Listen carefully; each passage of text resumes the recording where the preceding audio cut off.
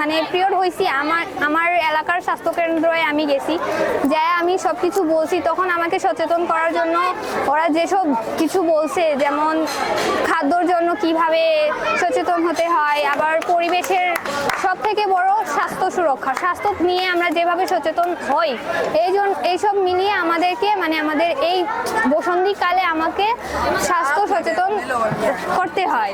আমি UIP group থেকে কাজ করছি এখন।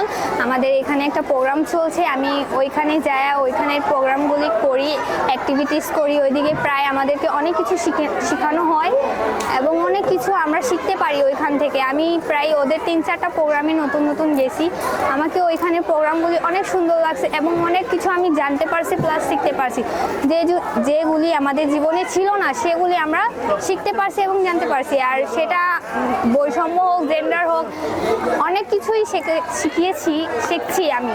এবং আমি চেষ্টা করব যে আমাদের বাবা মাকে, আমাদের আশেপাশের মানুষজনকে আমি সচেতন করতে পারি, নারী নির্যাতন সহ অনেক কিছু আমাদের বৈষম্য শিকার মানে জেন্ডার থেকে আমরা রোধ করতে পারি।